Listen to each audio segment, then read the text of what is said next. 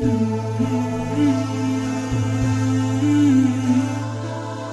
निकाह के बहुत से फ़ायदे हैं। निकाह से रिस्क आता है उस शख्स के लिए रिस्क के दरवाजे खुलते हैं।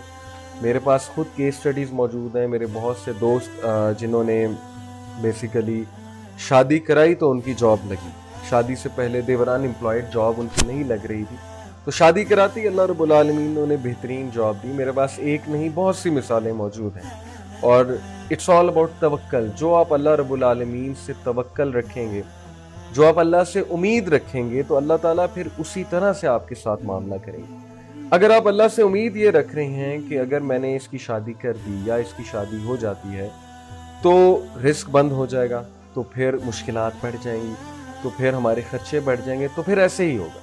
फिर अल्लाह से एक्सपेक्टेशन ही जब ये है कि अल्लाह मेरा रिस्क बंद कर देंगे, रिस्क को घटा देंगे इस औरत के आने की वजह से, तो फिर यही मामला आपके साथ दरपेश आएगा, क्योंकि आप अल्लाह से एक्सपेक्ट ही ये कर रहे हैं। It's all about expecting from अल्लाह सुब्हानहू व तआला।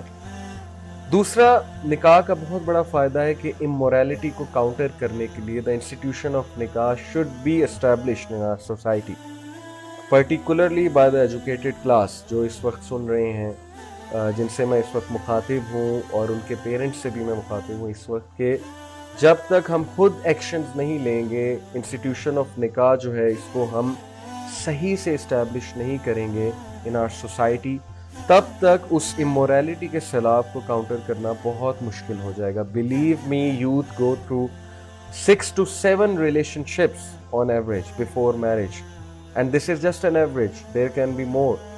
And when they actually get married to the person they are supposed to get married to according to takdeer, तो वो बुझ चुके होते हैं, उनके कुछ भी नहीं उनके पल्ले होता, क्योंकि अपने वो सारे इमोशंस, अपनी सारी एनर्जीज पीछे ज़ाया कर चुके होते हैं। और फिर वो एक कॉम्प्रोमाइज्ड मैरिज होती है। उसके बाद बच्चों की तरबियत भी कॉम्प्रोमाइज़ होती है, बहुत कुछ कॉम्प्रोमाइज़ होता है। औरत के लिए शौहर ATM मशीन बन जाता है और शौहर के लिए बीवी जो है वो एक सेक्स ऑब्जेक्ट बन जाता है। If I am to use tell you the correct thing, this is how the institution of marriage is going on currently in Pakistan. मर्द अपना काम कर रहा है सुबह से रात तक, औरत अपना काम कर रही है सुबह से रात तक। बच्चे जो है वो कभी कोई संभाल रहा है, कभी कोई संभाल रहा है, क्योंकि उनके पास ऑब्वियसली टाइम नहीं हो, पैसा कमाने में लगे हैं। औरत का काम खानादारी है, घर बनाना है। फेमिनिज्म के कॉन्सेप्ट ने, वेस्टर्न सिविलाइजेशन ने टोटली इस कॉन्सेप्ट की धज्जियाँ उड़ा दी हैं। औरत को अब कहो कि तुम्हारा काम खानादारी है, तो वो आगे से जो है वो इस तरह से लहजा अपनाती हैं, इस तरह से फील करती हैं जैसे उन्हें डिग्रेड किया जा रहा है। मूवमेंट्स चलती हैं और उनकी तरफ से ऐसी स्टेटमेंट्स आती हैं to bash those man who से कि औरत का जो है काम खानादारी है और मर्द का काम कमाना है। अल्लाह ने जो बैलेंस क्रिएट किया था उस बैलेंस को हिलाया जा रहा है, डिस्ट्रॉय किया जा रहा है, जिसके कॉन्सिक्वेंसेस हमारे सामने हैं। और वो कॉन्सिक्वेंसेस क्या है? डिवोर्स रेट बढ़ता जा रहा है, ख़वातीन कैरियर को ज़्यादा वैल्यू दे रही हैं, ख़वातीन फैमिली से ज़्यादा जो है वो पैसा कमाने को वैल्यू दी जा रही है, इंडिपेंडेंट होने को वैल्यू दी जा रही है। तो सोसाइटी सारी की सारी जो है वो एक और ही ऑपोजिट डायरेक्शन में जा रही है, जो डायरेक्शन अल्लाह ने नहीं दी थी। औरत की जॉब करने में हर्ज कोई नहीं है शादी के बाद, लेकिन ये उसकी जिम्मेदारी नहीं है।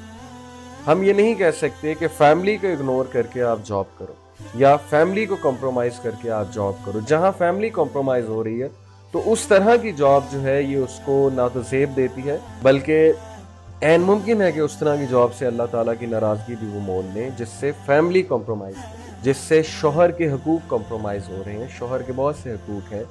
ज़ाहिर है कि शौहर पैसे कमाएगा, राशन ला कर देगा, खाना बनाना औरत की ज़िम्मेदारी है, घरदारी करना औरत की ज़िम्मेदारी है। शौहर आए, थका रहा है, वाइफ तैयार होकर बैठी हो, उसको पानी पूछे, वगैरह वगैरह। ये इंशाल्लाह हम नेक्स्ट सेशन में बात करेंगे कि मैरिज के बेसिक्स क्या हैं। But just because materialism is so much rampant in our society, and because of concepts like feminism and liberalism and the call for empowerment of women and to bring them out of homes and give them jobs and motivate them for careers and become equal to men, इसकी वजह से family values बहुत compromise हो रहे हैं। अब कुछ लोग आर्ग्यू करेंगे कि नहीं जी, ویسٹ میں عورت جو ہے وہ دیکھیں جاب بھی کر رہی ہے, بچے بھی سنبھال رہی ہے اور دیگر ذمہ داریاں بھی پوری کر رہی ہے. تو یہ آپ کا آرگومنٹ غلط ہے کہ عورت جو ہے وہ صرف خانہ داری کرے اور جاب نہیں کر سکتی. تو میں ان لوگ کو یہ بتانا پسند کروں گا کہ ویسٹ میں میجر ڈپریشن سب سے زیادہ عورتوں میں کامن ہے. یہ میں نہیں کہہ رہا, یہ رابرٹ فیلڈ مین کہہ رہے ہیں جو کہ ہارورڈ یونیورسٹی کے سائیکالوجسٹ ہیں. انہوں نے اپنی بک انڈرسٹینڈنگ سائیکالوجی میں 10th ایڈیشن میں اسٹیٹسٹک کوٹ کیے ہیں کہ امریکہ میں جو ڈس آرڈر ہے میجر ڈپریشن ایک ڈس آرڈر کا نام ہے, اس کی سب سے زیادہ مریض وہ خواتین. اور مزے کی بات, اگلی بات آپ سنیں, انٹرسٹنگ بات میں آپ کو بتانے لگا ہوں.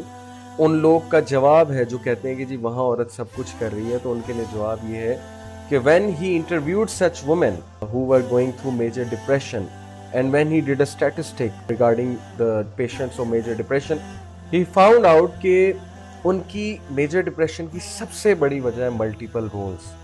کھانا بھی بنا رہی ہے, گھر بھی سنبھال رہی ہے, جاب بھی کر رہی ہے, بچوں کو خود ہی ٹیوشن چھوڑ کر آ رہی ہے, ٹیوشن سے لے کر بھی آ رہی ہے, اسکول بھی چھوڑ کر آ رہی ہے, فٹ بال کلب بھی چھوڑ کر آ رہی ہے, ہسبینڈ صاحب جو ہے وہ مزے کر رہے ہیں, دوستوں کے ساتھ گھوم رہے ہیں, ادھر ادھر جا رہے ہیں.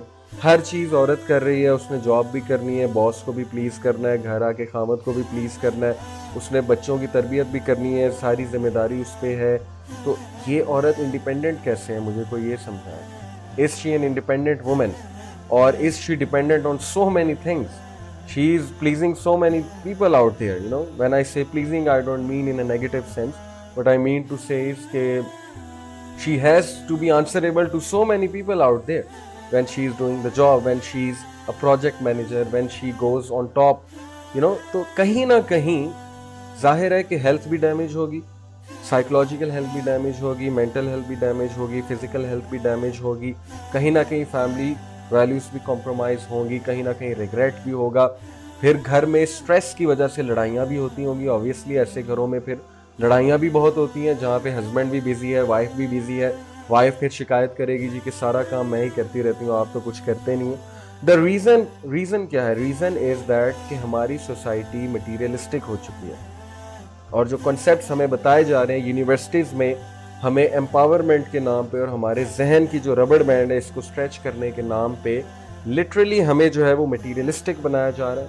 اور اس کا جو خمیازہ ہے وہ بھگت رہے ہیں وہ لوگ جو بیچارے اس امید سے یونیورسٹیز میں جاتے ہیں کہ ہم یہاں جا کے تعلیم حاصل کریں گے, لیکن وہاں ایک اور ہی ایجنڈے کے مطابق انہیں چیزیں سکھائی جا رہی ہیں. when they come back then the woman thinks she is independent, she should be independent. There is no concept of khana dari. And the man he thinks that I can do anything I want or I can control my woman, things like that, جس کی وجہ سے power struggle ہوتی ہے اور ہماری society میں couples بہت سفر کر رہے ہیں اس وجہ سے. تو یہ پورا میں نے جو خاکہ آپ سب کے سامنے رکھا ہے, ایک نقشہ کھینچا, یہ وہ ڈیزاسٹرس کانسیکوینسز ہیں جو اس وقت درپیش ہیں ہمارے معاشرے کو. اور اس کی سب سے بڑی وجہ یہ ہے کہ مٹیریلسٹک ہو چکے ہیں ہم, ہماری سوسائٹی مٹیریلسٹک ہے, لوگوں کی شادیاں نہیں ہو رہی, عورتیں جو ہے وہ 30 سال کی ہو چکی ہیں, کچھ عورتیں بیچاری 35 سال کی ہو چکی ہیں, کس چکر میں جی کہ PhD کرنی ہے, باہر سے پڑھ کر آنا ہے. کچھ عورتیں جو ہے وہ اس انتظار میں بیٹھی ہوئی ہیں کہ ہمیں سیم کاسٹ کا شخص ملے گا تو ہم شادی کریں گی. کچھ عورتوں کی ویسے بیچاریوں کی عمر گزری جا رہی ہے کیونکہ they have faced a lot of rejections. رشتے والے آتے ہیں, کہتے ہیں جی ان کی ہائٹ نہیں صحیح, ان کی ناک نہیں صحیح, ان کی آنکھیں نہیں ٹھیک ہیں, ان کا رنگ نہیں ٹھیک, یہ سانولی ہیں اور یہ ایشوریہ رائے جیسی نہیں ہے, اور یہ ایسی نہیں ہے ویسی نہیں ہے, ان کی چال نہیں ٹھیک, ان کا اٹھنا بیٹھنا نہیں ٹھیک, تھنگز لائک دیٹ, انہوں نے ڈگری نہیں کی ہوئی. تو these things are ridiculous and they are causing so much damage کہ سسٹرز کی عمر بڑھتی جا رہی ہے. پھر جو بیچاری ڈیورسی ہمارے معاشرے میں ہیں ان کو تو ویسے ہی ایک ڈسکارڈڈ مٹیریل سمجھ کے جو ہے وہ حقارت کی نگاہ سے دیکھا جاتا ہے, اور کوئی بھی ان کے رشتے کرانے کے حوالے سے سیریس نہیں ہے, کوئی ان کے بارے میں نہیں سوچ رہا. اور جب وہ کسی کو آفر بھی کرتے ہیں تو ان کو حقارت کی نگاہ سے دیکھا جاتا ہے, اور ان بیچاروں کے لیے صرف ایک حسرت ہی رہ گئی ہے ڈیورسی لوگوں کے لیے ہمارے معاشرے میں. وہ دوسروں کو حسرت سے دیکھتے ہیں جب وہ کسی ہوٹل میں جاتے ہیں, جب وہ کسی گیدرنگ میں جاتے ہیں, تو وہ دوسرے کپلز کو, ہسبینڈ اینڈ وائف کو جو ہے وہ حسرت کی نگاہ سے دیکھتے ہیں کہ ہم کبھی اس طرح نہیں ہو سکتے. تو یہ ایک رونے کا مقام ہے ہماری سوسائٹی کے حوالے سے کہ ہم نے اتنا مشکل کر دیا ہے، اتنا مشکل کر دیا ہے نکاح کو. ہم نے اتنے زیادہ سٹینڈرڈز بنا دیے ہیں اس حوالے سے کہ لوگ کی زندگیاں تباہ ہو رہی ہیں، لوگ سفر کر رہے ہیں، لوگ زنا کی طرف جا رہے ہیں. ٹو بی آنیسٹ لوگ جو ہے وہ ریلیشن شپس بناتے ہیں حرام اور متنفر ہو جاتے ہیں، ریبیلیس ہو جاتے ہیں، گناہ کی طرف جاتے ہیں، زنا کر لیتے ہیں اور اس کے بعد پھر پچھتاوا ہوتا ہے، ریگریٹ ہوتا ہے. تو this is what is going آن. میں ایسی یوتھ کو جانتا ہوں جو راتوں کو روتے ہیں تکیے کے نیچے اپنا سر دے کر. کس لیے روتے ہیں؟ گناہ کر لیتے ہیں اور اس کے بعد انہیں سمجھ نہیں لگتی گناہ ہم نے کیوں کیا. تو کل کو ہم سب سے سوال ہوگا کہ وہ یوتھ جو چھپ چھپ کر رویا کرتے تھے اپنے کمرے میں تکیے کے نیچے منہ دے کر، اب ظاہر ہے کسی کے سامنے بیچارے رو بھی نہیں سکتے، کون سمجھے گا؟ پورنوگرافی میں انوالوڈ ہیں، سنز میں انوالوڈ ہیں، ریلیشن شپس میں انوالوڈ ہیں، نہیں ہونا چاہتے لیکن پھنس چکے ہیں، انوالو ہو چکے ہیں. تو کون اس چیز کا ذمہ دار ہے؟ ہم سب کو شاید اس کا جواب دینا پڑ جائے کہ تم لوگ نے وہ سوسائٹی بنائی جو کہ نبی صلی اللہ علیہ وسلم نہیں چاہتے، اور یہ سوسائٹی جو تم نے بنائی ہے اس کا تمہیں ضرور جواب دینا ہوگا اللہ رب العالمین کو. کیونکہ اسلام از ناٹ اباؤٹ صلاح اینڈ زکوٰۃ and Hajj and fasting. Islam is much more than that. These things should yield actually to forming a very productive society. اگر وہ سوسائٹی ہی نہیں بنائی ہم نے تو پھر ہماری پکڑ ڈیفینیٹلی ہو سکتی. ان بطش ربک لشدید، بے شک تیرا رب بہت پکڑ کرنے والا ہے. تو یہ ہماری وجہ سے اگر لوگوں کے نکاح مشکل ہو رہے ہیں، ہماری وجہ سے اگر لوگ کو اچھا رشتہ نہیں مل رہا، ہماری وجہ سے جو ہے وہ سسٹرز کی عمر بڑھتی جا رہی ہے، ہماری وجہ سے، ہمارے غلط سٹینڈرڈز کی وجہ سے بردرز جو ان امپلائڈ ہیں ان بیچاروں کے پاس شادی کرنا چاہتے ہیں، فتنے میں انوالوڈ ہیں، لیکن جی آگے سے دلیل یہ دی جاتی ہے کہ نہیں جی آپ جو ہے وہ ان امپلائڈ ہیں، آپ پیسے نہیں کما رہے اور آپ پہلے اچھی جاب کریں. تو وہ بیچارہ اچھی جاب کیا کرے، اس سے پہلے وہ بہت کچھ کر لیتا ہے اور اس کے بعد وہ ریگریٹ میں رہتا ہے. تو this is a bird's eye view of what is going on currently. اور یہ ویک اپ کال مجھے آپ کو دینی تھی، آپ سب کے سامنے بات رکھنی تھی، کیونکہ آئی کاؤنسل یوتھ ایز ویل. تو ہمیں پتہ ہے کہ اس وقت یوتھ کیا کر رہی ہے اور کس ڈیزاسٹر کی طرف جو ہے آنیسٹلی اسپیکنگ وہ جا رہے ہیں. تو نکاح کو پروموٹ کرنا چاہیے، نکاح کو آسان بنانا چاہیے. اگر ہم نہیں کریں گے تو پھر ہم اپنے ہی خنجر سے خودکشی کر لیں گے. اللہ کا کوئی نقصان نہیں ہوگا، کسی کا کوئی نقصان نہیں ہوگا، نقصان ہمارا اپنا ہوگا، ہماری سوسائٹی کا جو ہے وہ نقصان ہوگا. اب میں آپ سے بات کروں گا کہ لو اینڈ ریلیشن شپس کے حوالے سے. بہت امپورٹنٹ ٹاپک ہے کہ یوتھ، بہت سی یوتھ جو ہے وہ لو اینڈ ریلیشن شپس میں پڑ جاتی ہے اور some of them are very serious, some of them they are committed, not all of them fall into lust. Some of them yes they fall in true love and they want to really marry that person.